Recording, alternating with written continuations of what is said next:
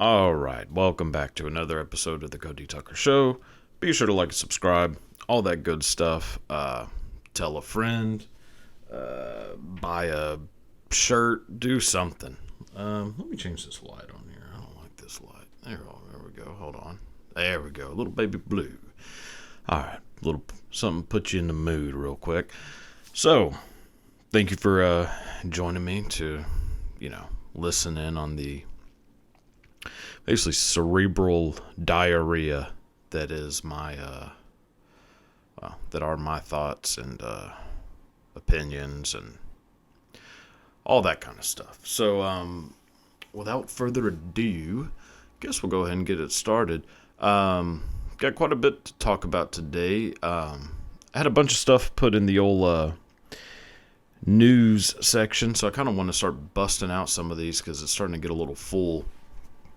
I feel like it might be good to just kind of go ahead and take a run at them and get them all knocked out. So let's go ahead and start with the first one. And, well, boy, it's a subject that is near and dear to my heart for really a plethora of reasons. It's this. So I saw this article came up in my feed, and it says, yes, you should be tipping for takeout. Here's how much to give. Well, let me go ahead and save you some time here. The amount of money that you should give for going to a restaurant and not eating at a restaurant, $0.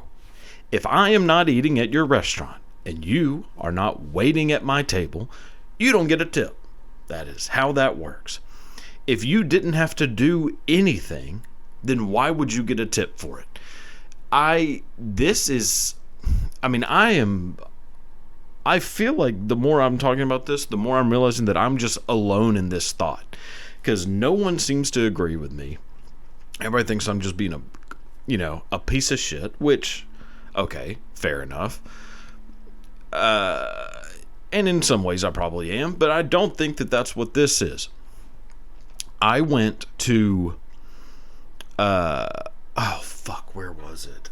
Oh man, I went, where did I go pick up food? No, it wasn't. Yes, Pizza Hut. Nobody out pizzas the Hut. I am a diehard fan of Pizza Hut. It was last weekend. Gonna watch the games, which were, God, what a letdown. Kick a field goal. If you are down by 3 and you are on a 4th down and you are in field goal range, kick a field goal. It is that simple. Jesus Christ. That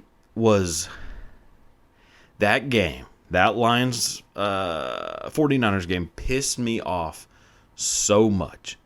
Just kick a field goal. All right. So anyways, but Pizza Hut, I was like, all right, I'm going to get some Pizza Hut. When I ordered on the app, it asked me if I wanted to leave a tip, which immediately, like, all right, no, I do not. I do not want to tip you for making food. What the fuck are you talking about, a tip? You're not bringing it to me. I didn't do, now, if it's delivery, that's a whole other thing. Delivery, I will tip, and tip decently well for delivery, because you are having to, like, go out and, bring shit to me. Like, I'm being too lazy to go get it myself. All right, you deserve a tip. But if I am leaving my house to go to said Pizza Hut, why the fuck would I tip you for it? When I went, or whenever I ordered on the app, the lowest amount available to tip that's in like their suggested amount, 18%. What the fuck are you talking about, 18% to tip? I probably wouldn't even do that well, that's not true. At a restaurant, I will tip. I mean, I don't really ever worry about a percent. I just because usually I don't order, this might be hard to believe, but I don't order like a large amount of money's worth of food. So if I did go off of a percent, I'd be leaving you like $3. And I'd feel like a piece of shit leaving somebody, an actual waiter, $3.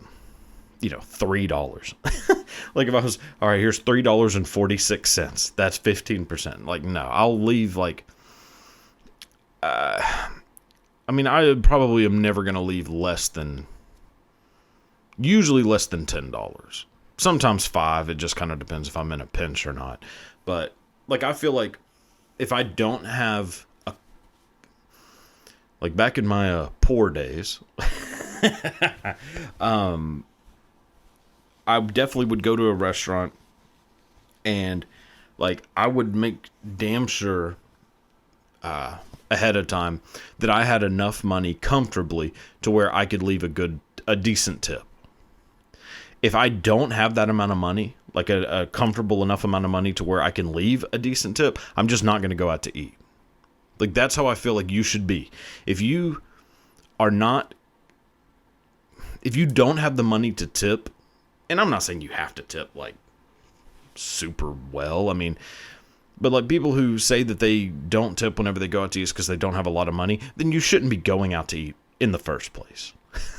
Like, if you have to think about whether you can afford something, you probably can't afford it. Like, if it's, I mean, not talking about like a house or a car or something. I'm talking about like something small. Like, if it is that big of a worry of like, oh shit, I don't know if I can afford it, you probably don't need to do it. You probably need to take your ass to, Costco, buy a shit ton of, stovetop stuffing and grind it out. That's probably what you should be doing. You shouldn't be like going to a restaurant, having somebody like, hopefully be a good waiter and like bust their ass or whatever, and then not tip them. That's shitty. Like, so I don't want this to come across as me just being like anti-tipping, because it is not the case at all. Now, I do think that universally there should be no tipping. Now, I am realizing as I'm saying this out loud that sounds very hypocritical. But no, I think that waiters should get paid way more an hour, and then there's just no tipping. Like, you shouldn't be making $3 an hour and just hoping to God that, the person that you're waiting on is gonna tip you. And there's definitely a group of people who do not tip nearly as much. Poor people. Racist motherfucker, you thought I was thinking of something else. Anyways, so yes, this whole bullshit article of saying like you should be tipping for takeout is bananas. That's not how the world works. When I go to Walmart, I don't tip. When I go anywhere, I don't tip. Why is it that if you were getting food takeout, that single industry is like a tipping industry for a person not doing anything? Like, like if I go to, if I go to a damn Gelson's and get some, a couple of chicken pot pies, why the fuck would I tip them? Like, yes, I understand that you brought the food got from the factory to the Gelman's, and I didn't have to go to the factory to get it. But yeah, that's how businesses work. Like, I should not be tipping you because you had a truck that brought it to the city that I live in. That is insane. And that's basically what they're saying whenever they want you to tip at a restaurant when you're just getting takeout. Is, oh, well, we made it for you. Well, yeah, that's why I'm paying for the food. That's why I'm paying way more than what it would cost if I went and just bought the shit and made it myself. There is no goddamn reason in this fucking earth that a turkey sandwich should cost more than $4. Yet, if you go to a damn Panera Bread, it's like $25. Like, somehow, when I look at the menu for half a sandwich and a cup of soup, when I'm adding it up in the menu, it's like $10. And yet, for whatever fucking reason, by the time that it is all said and done at the register, it's $36. Now, I don't know where that other money is going, but you were definitely being ripped off. So yes, I'm paying the premium because you made it for me. Because I didn't go out and buy the shit, come back home, and make a sandwich that probably isn't going to be as good. Because there is something about having someone make a sandwich for you that makes it a million times better than whatever shit sandwich you're going to make at your house by yourself with fucking Walmart ingredients. Anyways. But yes, so I am paying, $12 for a sandwich because you're making it for me. Why the hell would I be tipping on top of that? It drives me insane. And I don't know if it's like a COVID thing, because I don't really remember this being much of a thing before COVID. So I don't know if like that caused something. What restaurants should do is, if you have such a problem and you think you're losing so much money, stop doing takeout. You know what? Do that. Any restaurant, whether it's a chain of restaurants or like a mom and pop, whatever. If you have such a problem with people ordering takeout because you are losing money, stop offering takeout and see how long your goddamn restaurant lasts. You have to just suck it up. Your prices are already higher than they should be, but I get it. You're getting all the shit. You're paying for the building. You're paying for the employees. So yeah, you make a fucking sandwich cost 12 times what it should cost. I'm fine with that. But don't make me feel like a dickhead because I'm not just picking how much. Like, basically, what you're doing is saying, here, you choose how much this sandwich is worth. Like, now, granted, you can't go lower than the price we set of $10.99, but on top of that, you pick how much more you want to be fucked by us. That is what that tipping bullshit is. And I don't know. I guess there are worse problems in the world, but it's just one that really fucking sticks in my nuts, and I don't know why. I don't know. It's just the audacity. You know, it's the fucking audacity to think that, like, you should be able to demand more money for something that you're already charging more than it's worth. I mean, not necessarily charging more than it's worth. Like, if I go to fucking, Pizza Hut, like, yeah, it'd probably be, well, Pizza Hut, actually, I don't know how Pizza Hut stays in business, because there's no way that, like, that shit going out and buying it, I don't know. Just saying, like, you're paying a premium for the food because you're eating at a restaurant. You're having someone else make your shit. You shouldn't be requesting a tip on top of that. It's just not how it works. It is not how America was founded. Now, granted, there was not a Panera Bread in 1776. If there was, I guarantee you this shit wouldn't be happening under George Washington's watch. Granted, he'd probably be having slaves making everything, because that was kind of his MO. But, there'd be no tipping. So in the grand scheme. Oh, boy. So, yeah. Just a bizarre thing. Very bizarre. Anyways, we'll move on from that, because I can feel my blood pressure getting dangerously high right now. It's also, like, randomly hot as shit right now, and it's fucking February. I'm recording this on February 1st, and it is, like, really goddamn hot. And I'm not much of, like, a global warming type fella, if that isn't clear. But there might be something to it. We should probably look into it. I mean, granted, I'm not the one to do it. But anyway, so here, let's just, like, lighten the mood a little bit. I was going to do something else, but let's do this. So, as you may know, if you've listened to, previous episodes, if this is your first time listening, oh boy, I'm sorry. It's usually not this ramped up, right off the bat. But that just drives me nuts. So, sorry, I probably shouldn't have started off like that, because it's going to be kind of a mellowed out, it's going to be a little mellow from here on out. So, if you don't know, I live in the great state of Texas. A state where one of our biggest celebrations is a battle that we lost, the Alamo. Makes no sense that we celebrate it, but boy, we have turned that little thing into a mini Disneyland. And I don't get it, because we got the shit beat out of us. And also, Mexico was on the right side of things. We were not. But that's kind of like, that's just how history works in general. But Texas, an interesting place, to say the least. And over the years, we have been led by people who actually kind of run the gamut Now, most people may think of Texas as being like a hardcore Republican state, which it never really has been just that much. Like, it's never been just a very hard to either direction place. Texas is actually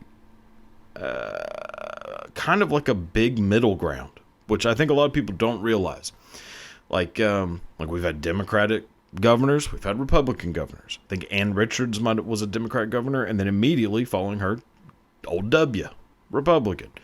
Now, granted, in previous, 20 years, it's been very much Republican. Old Dick Perry.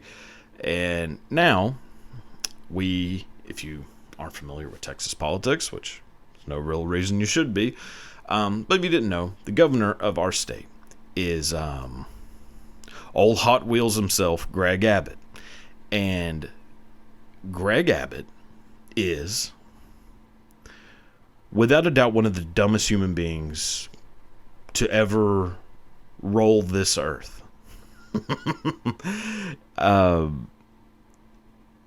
All you gotta do is follow the tire tracks, and you will end up being led to the most insane, idiotic destruction that you will ever find. Now, I just want to share this because this happened the other day, and it is just absolutely incredible to me. If all of this seems like it's shaking, it is not. Oh my God, it's really bad. So I'm washing clothes right now, and I guess apparently my washing machine has got a goddamn Hemi in it, because it's like shaking everything right now. So if I were you, I would just kind of like maybe blur your vision so you don't end up having a seizure. But hopefully it'll go away soon. And I really don't feel like, stopping and starting just because of the fucking washing machine. Daddy was running a little low on clean boxers, and well, when you weigh this much, that's not a gamble you'd be wanting to take. So this pretty small interaction happened, and it just kind of sums up what it's like to be a Texan of moderate intelligence. Now, I am not a genius by any stretch of the imagination. I am a real dumbass in a lot of cases. But I would never have this happen. So, this is a tweet that, now don't get ahead of me here, but the tweet is, if you think a border wall, the exact border wall proposed by the Republicans, would help the situation at the border, then you don't understand the problem and need to delete your Twitter account immediately. That's from Liam Neeson.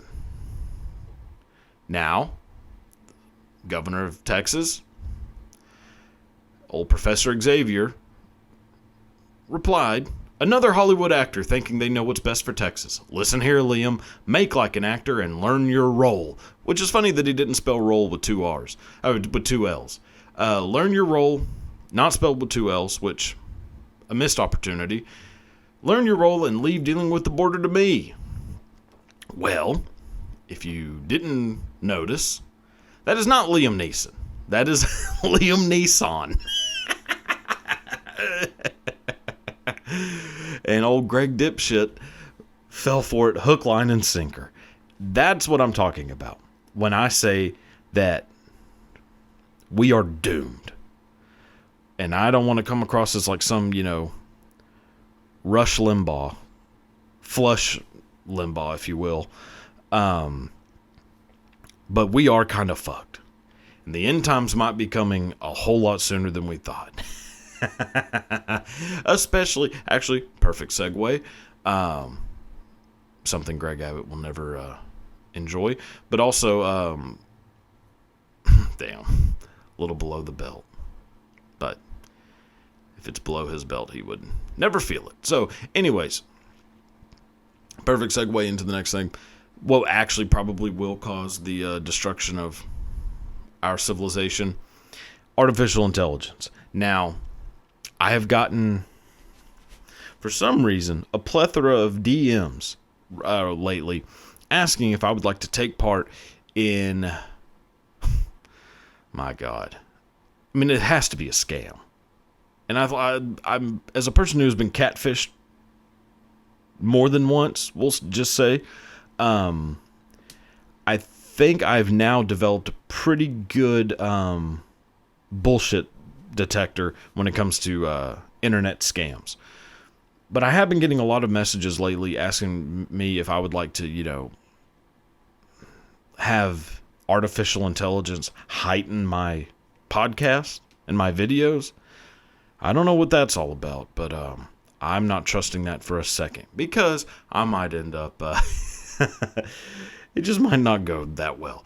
So I'm just gonna go ahead and bring up the old story, because this happened. So just give you a second to kind of see, if you're not watching, which is probably for the best. The article is Taylor Swift removed from Twitter search after explicit AI photos go viral. Now, I know that I'm being a hypocrite because I'm so fucking sick of seeing Taylor Swift during football games, yet here I am talking about said person. But it's not necessarily about her, it's about this whole thing. So it is funny to me how this is only a problem because it involves old T Swift. Yet I distinctly remember a time where I could not look at my phone without being sent a text message of Hillary Clinton with the largest dick you have ever seen. I have seen so many pictures of of famous people who I don't believe have penises, yet here's a picture of them with a big old hammer on them. Specifically, Hillary Clinton, Michelle Obama. Now, Big Mike, oh boy, there was a goddamn forearm hanging in between old Big Mike's legs. And no one, as far as I recall, gave two shits about this. Now, I also saw some with Big Mike's husband, Barack Obama, where he had a full vagina and breasts. This guy was the leader of the damn free world. No one cared. Now, granted, it wasn't AI. It was just pretty terrible Photoshop. But I did some investigating and kind of tried to dive into what the hell these Taylor Swift A.I. thing looked like. Now, apparently, I guess this is supposed to be what Taylor Swift would look like if she was, like, making adult videos. Goddamn, even in, like, perfect artificial intelligence, still just not attractive. And I don't know, I mean, now granted, I just happen to not have a thing for, local coffee shop baristas, which is basically what Taylor Swift is. And I trust me, 100% understand how that sounds coming from me. But you should always have high standards for yourself. Even if you yourself are a low standard person, you should always have standards higher than what they should be. Never settle for less. Taylor Swift is Taylor Swift as a regular person is a 6. Taylor Swift as a celebrity, 3.5. If you look at the women that Travis Kelce has been with pre-Swift, oh my God. Like, the 180 that he did to go from that to Taylor Swift, my jeez. I don't know. Anyways, I just found it to be very interesting that this artificial intelligence thing doesn't seem to be a problem for anybody until it involves old America's sweetheart. And, and it really wasn't anything that crazy. It is nothing that literally, this has been going on ever since Photoshop existed. Just Google a celebrity and then add the word nude at the end, and you will find 1 million pictures of them completely nude. Guess what? That person has never taken pictures of themselves nude publicly, yet it's all over Google. Now, how could that be? Well, it's because somebody with, decent Photoshop skills took the body of a, like a random nude woman on the internet, Photoshopped their face onto it. Voila. Here's Hillary Swank.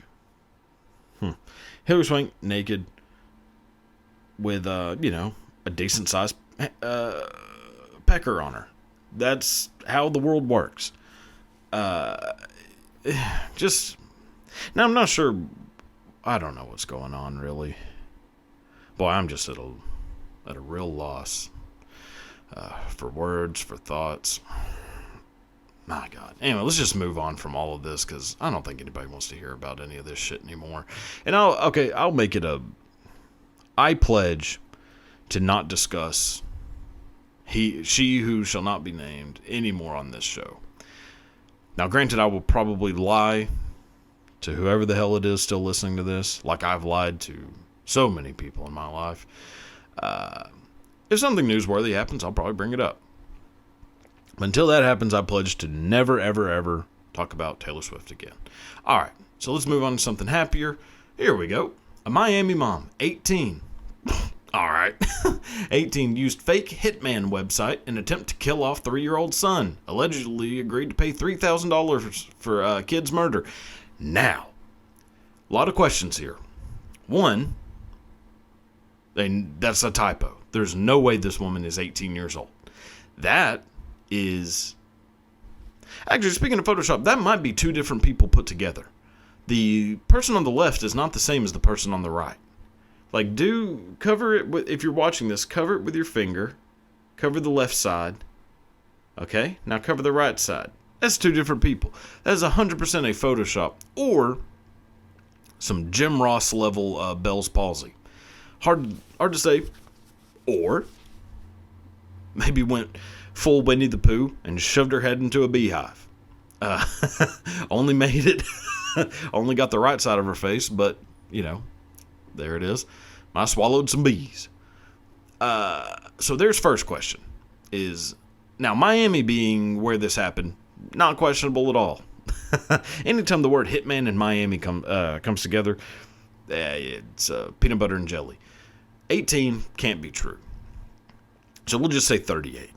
Miami mom, 38, used fake hitman website. All right, another question. I would love to know what the URL is for a fake hitman website. Because if this bitch went to hitman.com or rentahit.com, my God, give her the damn electric chair. If you're that stupid, like how does one find a hitman online? Like how? Because Craigslist is not a thing anymore, I don't think. I think there was way too much, boofery going on. I'm pretty sure Craigslist is I don't think that's even a thing. There was one. Holy shit. Something kind of along those lines, like My Back Pages. My Back Pages, I think, is a song from Bob Dylan. So it's probably not that. Back Pages. I think there was a website called, there was for sure a website called Back Pages that I think was similar to that. But I don't know if they had Hitman on there. If I wanted a Hitman to kill, I don't know, the quarterback of a AFC championship team, I will not go into any further specifics. But if I wanted to procure, God, what the fuck is going on? Oh, must have a fucking carbon monoxide leak or something. Oh well. If I wanted to procure the services of a hitman to take care of something, how would you even know where to go to find that? Silk Road, also not a thing anymore. How does this woman... Now granted, she looks like the type of woman to fall for a fake hitman website. Also, $3,000... I'm skipping ahead here, but $3,000 seems like a hell of a bargain. And they say, too good to be true, most likely is. $3,000 has to be There's no way that's right. That would be what the actual cost for that is. Like, I wonder what I say, what's it called? Like when you go to a seafood restaurant and you pay, is it market cost? Where they don't tell you a price because they want you to just order it and then they fuck you on the price. I think it's market. Like, I wonder what market price is for, a hit. Because $3,000 has to be a low end. Like, is it $1,000 per year? Because that would make sense to an extent.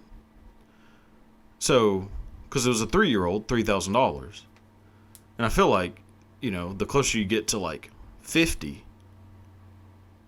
the harder it is to kill. So use fake hitman website and attempt to kill off 3-year-old son. Now, as someone who has,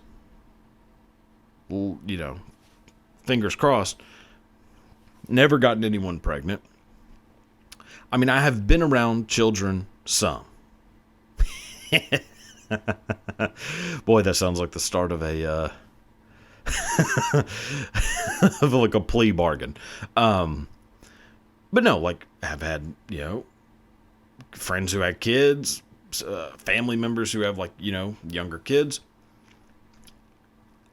Wanting to just have that problem gone, perfectly understandable. And not all kids. Some kids are pretty cool. But most kids are not. Most kids suck. Like, really bad.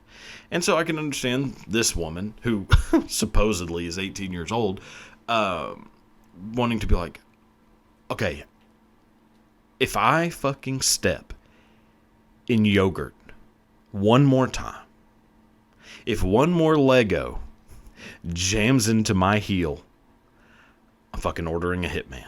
And you are fucking scrubbed out. So I get this.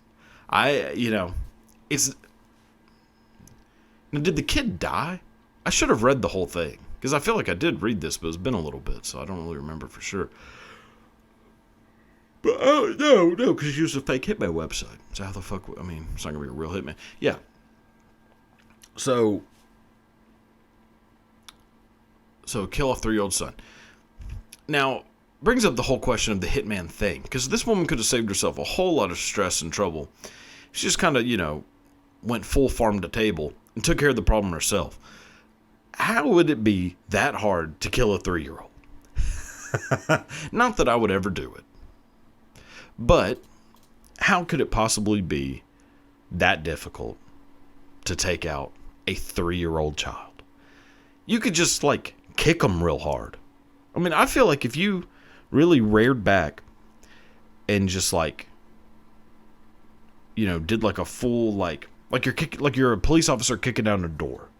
Like, if you did that to a kid right in the upper back, 100% you would kill that kid. You'd snap that fucker's head right off. Just the whiplash alone, done.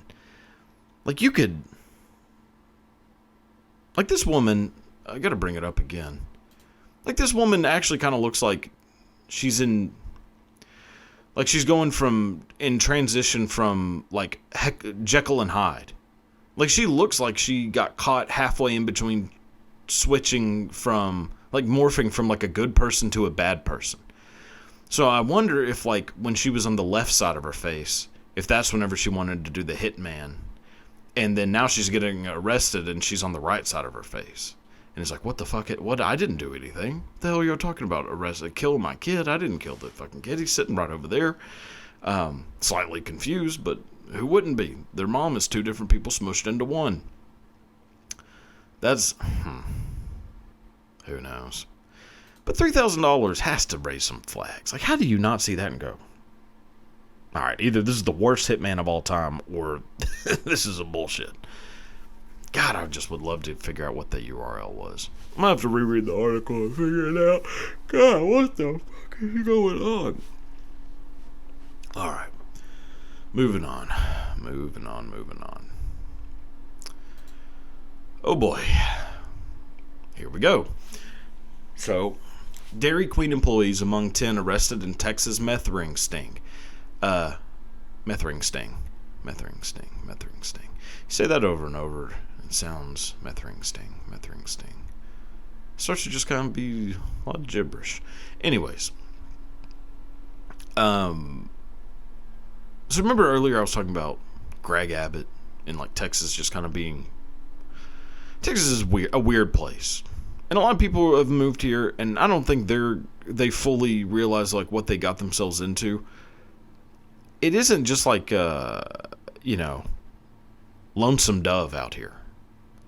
Like people either like they watch the show Dallas back in the day, Lonesome Dove, Walker Texas Ranger, and they think, all right, there's Texas.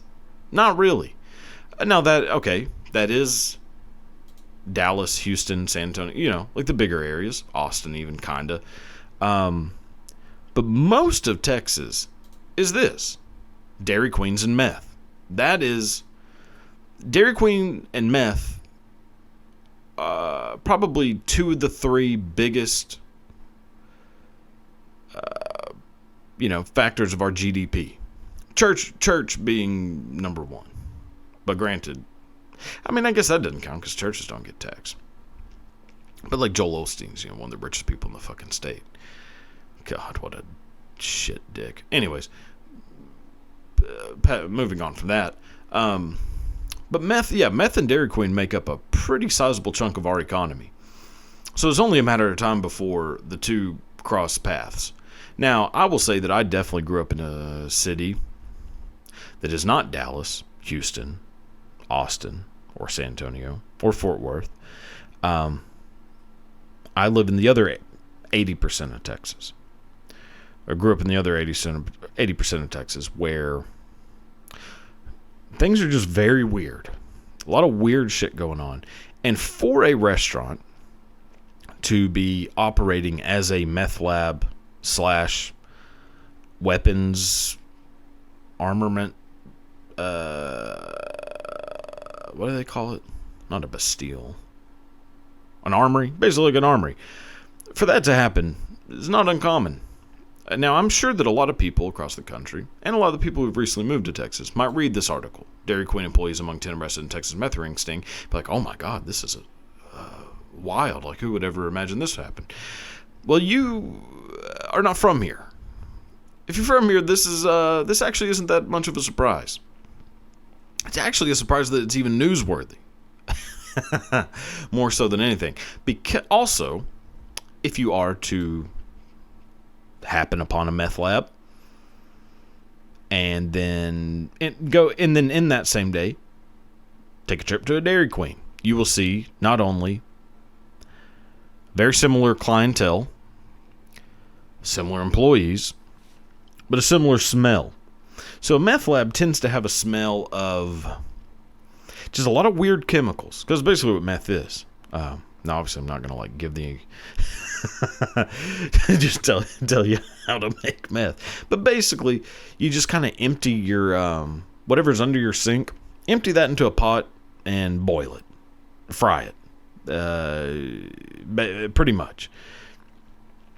Now, whatever it is that they put in Dairy Queen's food to make it smell like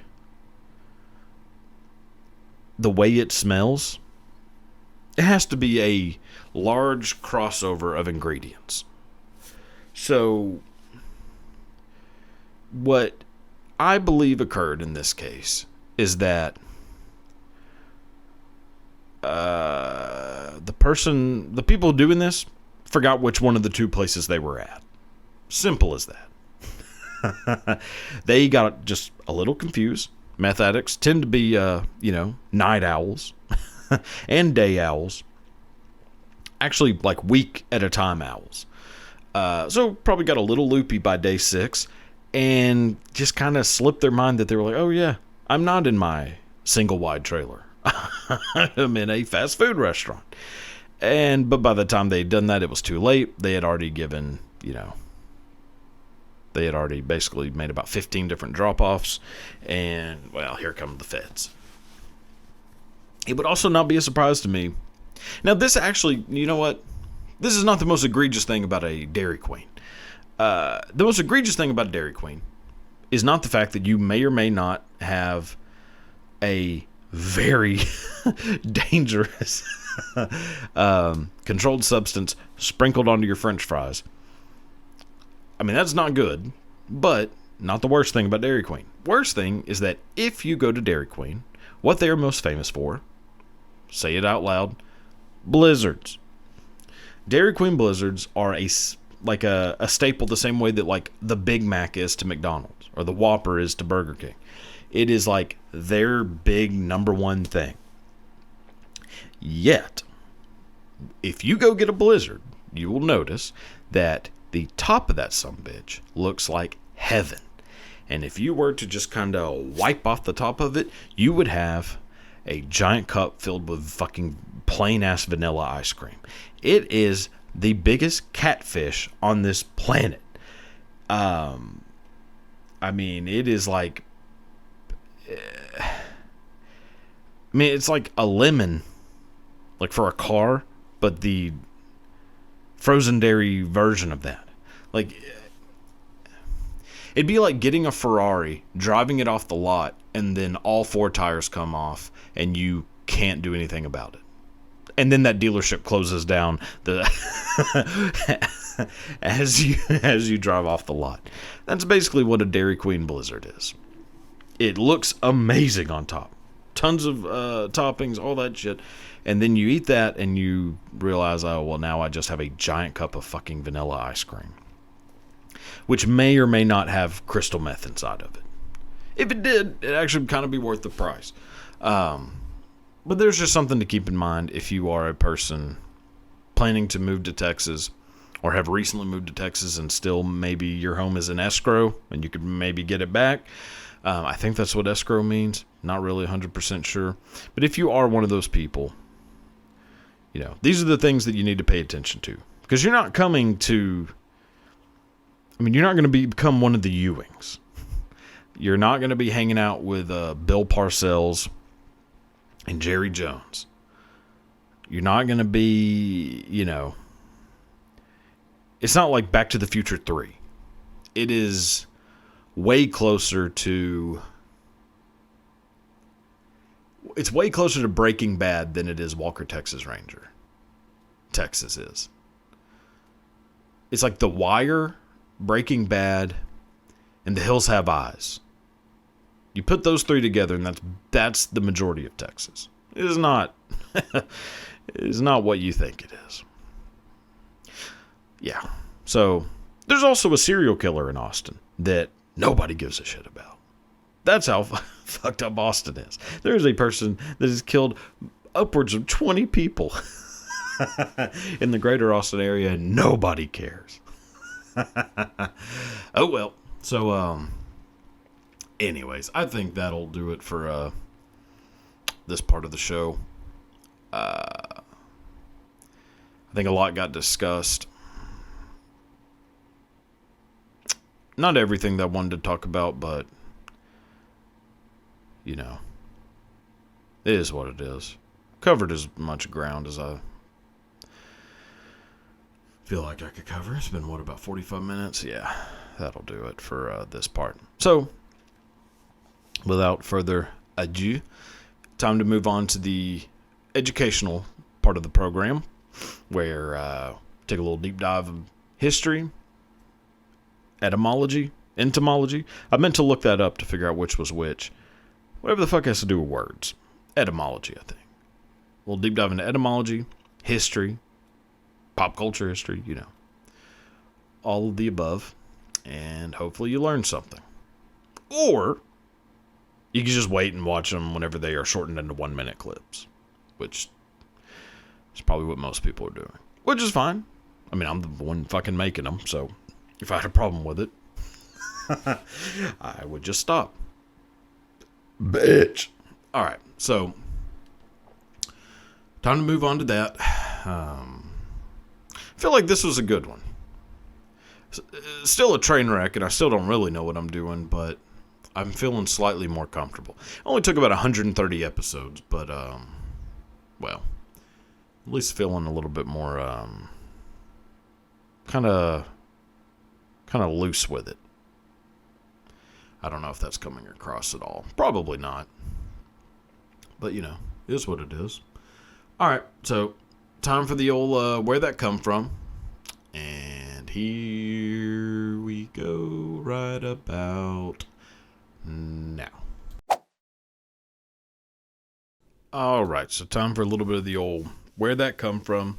Take a famous word or phrase, figure out where does it come from, why do we say it, but not just of phrases, sometimes of objects.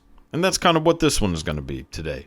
So, for this one, we're going back pretty damn far, going back to the Middle Ages. So, during the Middle Ages, not a lot of knowledge about medicine, but there were some people who had, so back in the Middle Ages, very rudimentary knowledge of medicine, at least compared to by today's standards. So if you were to go back to the Middle Ages, the people who would if you go back to the Middle Ages, the people who are most likely to have the most knowledge of medicine happen to be monks. Those two groups, like the religious community and the medical community, had quite a bit of an overlap back then. Also, a very common practice at that time was bloodletting, where they would just cut your ass open and you bled out a little bit, and that was supposed to cure fucking AIDS or whatever it is that you had. So people would go see a monk. That monk cut them open, all healed. Off you go.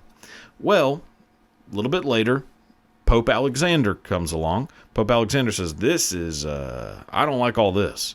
The religious community, we are no longer going to be involved in bloodletting. Well, people are like, I still need to be cut open, because how the hell else am I supposed to get rid of my flu? So they would just have to find somebody who could do it for them. They would go to whoever the hell it was in their area that was the best at using razor blades. Well, that person, most likely, was going to be a barber. So people would go see their barbers for a little beard trim and to get sliced open. So as they go in to see their barber to get bloodletted, the barber would make them grip these poles to help increase the blood flow. Well, after they were done, they, take the bandages, wipe out the blood, then end up wrapping them around that pole. That pole would become... So then that pole would be wrapped in red and white all the way down the pole. Well, it was not really above board for these barbers to be doing this. So they would have to kind of sneakily let the community know that they were doing bloodletting as well as barbery. And the way they would do this is they would take those poles, stick them outside of the building so that people know, oh yeah, I could go here and get cut open. Well, they end up with a pole outside that is red and white, striped all the way down the pole.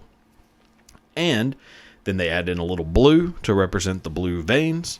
And that is why today, anytime you go to a barbershop, you will see outside of that barbershop a pole that is red, white, and blue striped all the way down. So yeah, pretty interesting story. Also, a little side note, they weren't just bloodletting, they were also pulling teeth and resetting bones. So, boy, it is much better to be alive today than it was back then. Oh boy. All right, so there's the history of the barber pole. Time to move on to some half-ass history, and then we will wrap it up. All right, so the first one of the day, just kind of going down some stories of one of the wildest women ever. I have never read about someone more in my life and been more in love. We'll just say that. So the person we're talking about today, legendary actress from the golden age of Hollywood, Ava Gardner. So Ava Gardner, of course, legend. Hollywood. So Ava Gardner, of course, Hollywood legend, was in the movie Mogambo with Clark Gable. Insanely beautiful, just total badass of a woman. Ava Gardner used to smoke 3 packs of cigarettes a day, was very violent, and pretty much drank like a fish. So basically, my dream woman. And it also, like, basically the female version of Frank Sinatra. Funny enough, was at one point married to Frank Sinatra. Now, the story of Frank Sinatra and Ava Gardner is, my God, pretty intense. So, before they got married, Frank Sinatra was already married, but had kind of confided that he was most likely about to get a divorce from this wife. Ava Gardner, knowing that this is kind of on the path, Ava Gardner decides to show up to Frank Sinatra's soon-to-be ex-wife's house, drunk, tells her, "You need to hurry up and get a divorce so I can have sex with your husband." And then just leaves. So that's Ava Gardner. Now, Ava Gardner and Frank Sinatra end up getting married, and it just gets even more wild. So there are quite a few stories involving their marriage, but one that I find to be pretty interesting is that Frank Sinatra, so while they're married, Frank Sinatra and Ava Gardner used to like to play a little game where they would drive around Palm Springs in the middle of the night, hammered drunk, and shoot out people's windows. Yeah, some people play checkers, some people do that. Now, when you're burning the candle from both ends, things aren't usually going to last very long. Their marriage ends up going up in flames pretty quick. Frank Sinatra later on ends up marrying the actress Mia Farrow. Now, when asked about Frank Sinatra's new wife, Ava Gardner publicly gave her words of encouragement to the new couple. What Ava Gardner said was, "I always knew Frank would end up with a boy." Jesus. So then, after that, Ava Gardner ends up, Ava Gardner also had like a bit of a thing with Howard Hughes, where she almost killed him with a stone ashtray. She then ended up moving to Spain, where she became really good friends with Ernest Hemingway, peas in a pod. And she also was next door neighbors to Juan Perón, who basically said she was the worst neighbor of all time and would frequently have to call the cops on her because there would just be an insane amount of screaming coming from her house every single day. So, yeah, there's a little bit of a story of the most badass woman of all time. And, yeah, boy, did I was just born at the wrong time. All right, so there's the story of Ava Gardner. Time to move on to the next story. All right, so the next story involves, a rock and roll icon, kind of a hero to me in some ways. Probably shouldn't be, but can't help it. So this story involves one of the most legendary rock and roll musicians, frontman of all time, Jim Morrison. So on November 11th, 1969, Jim Morrison, in the middle of his big beard, a little bit of a gut phase, is wanting to go see the Rolling Stones, who are going to be performing a show in Phoenix. Well, Jim Morrison is hanging out with his friend, a fellow named Tom Baker. He and Tom Baker decide, yeah, let's go see that show.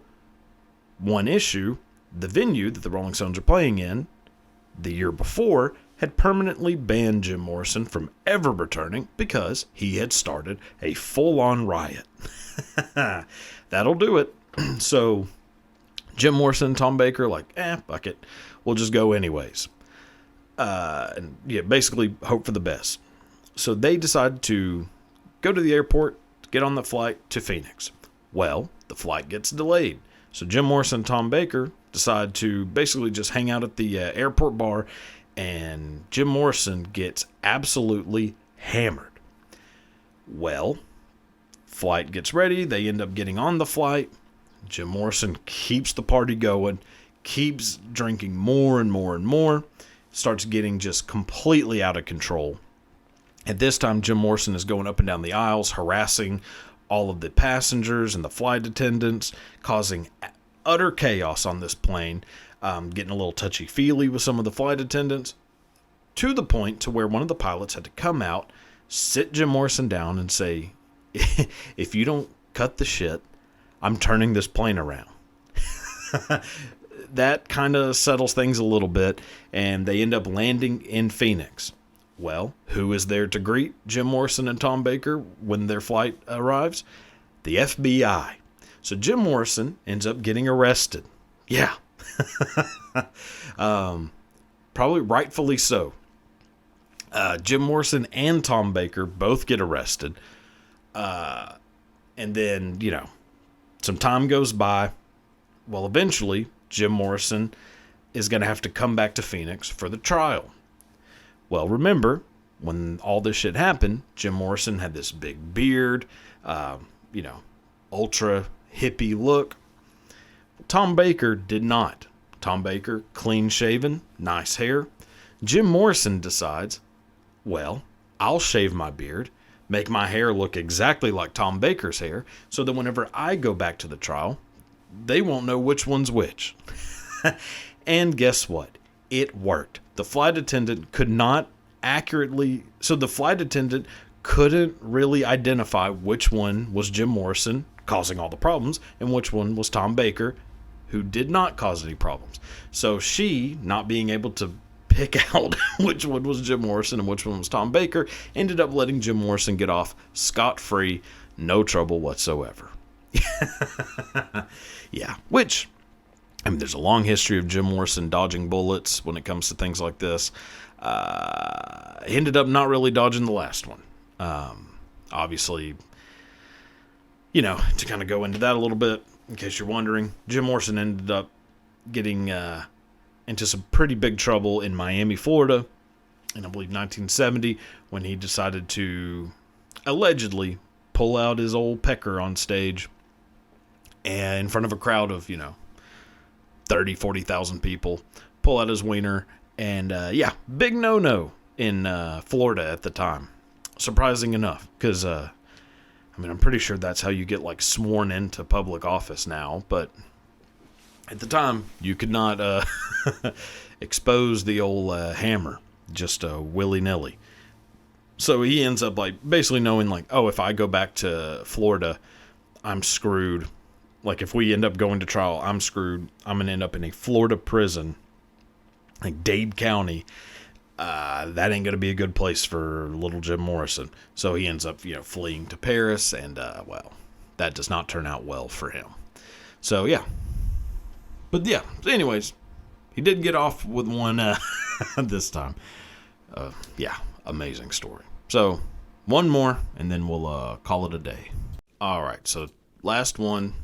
Going to do a story involving a cinema icon, person I find to be a very fascinating individual. Made a movie that is considered to be one of the not just greatest movies of all time, but one of the most important movies of all time. I believe when AFI made their top 100 greatest movies of all time list, it was number one.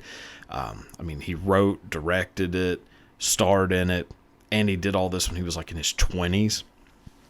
Incredible movie based on William Randolph Hearst, who I'm sure at one point we'll do a couple videos on him because he was a real motherfucker as well. But the movie I'm talking about is Citizen Kane. So the person I'm talking about is Orson Welles. Orson Welles was a legend. We're so far removed from his heyday that we probably don't really think of him with the regard that people used to. Which is understandable. Time goes on. But Orson Welles is without a doubt one of the most important people in the history of the movie industry. So Orson Welles, director of Citizen Kane, absolute cinema legend. Well, one point Orson Welles, when he was a teenager, moved to Germany to study. So he wanted to go to Europe and study. He ends up living in Germany and Austria. He had a teacher who he found to be pretty interesting, developed, somewhat of a friendship with, who was a pretty big Nazi. Now, context, this is well before World War II. The Nazi Party is not well known at all. It's a very much like fringe group within Germany and Austria. Not a massive following whatsoever. And, still well removed from the horrible things that group is going to do, in the future. But Orson Welles doesn't know this at the time. He just is like, oh, this is a weird group of people. But my teacher seems all right. I'm going to hang out with him. Well, the teacher invites a young Orson Welles to come to a cafe with him. He's like, I want to introduce you to some of the boys. Now, these fellas happen to also be massive members of the, upstart Nazi Party. Well, whenever he goes to said cafe with his professor, he introduces them to some of the fellas. It's like, fellas, here's Orson Welles. Orson Welles, Nazi pieces of shit. Go ahead and have a seat. Well, Orson Welles sits in his booth next to a few of the guys. One of the guys sitting right next to Orson Welles is a young man who, at the time, not well known at all, but would eventually become quite possibly the biggest piece of shit to ever walk the earth, Adolf Hitler. So, yeah, at one point, Citizen Kane himself, Orson Welles, was having lunch with a young Adolf Hitler. Now, when Orson Welles talked about this later on, this is Orson Welles' quote when describing a young Adolf Hitler. He made so little of an impression on me that I can't remember a second of it. He had no personality whatsoever. He was invisible. Boy, did that that first impression, not quite what happened later on. But yes, as crazy as it is to think, at one point, one of the most important people in movie history was having lunch with an absolute monster. So yeah, crazy how history works, how people's paths cross, who one will go on to do great things, one definitely will not. So anyways, hope you enjoyed that. That'll do it for today's episode, this week's episode. Always, join me next Tuesday whenever I come back on with some other bullshit. And hopefully it'll be better than this one. And hopefully this one was better than the last one. Such is life. C'est la vie. Hakuna Matata. All right, well, goodbye.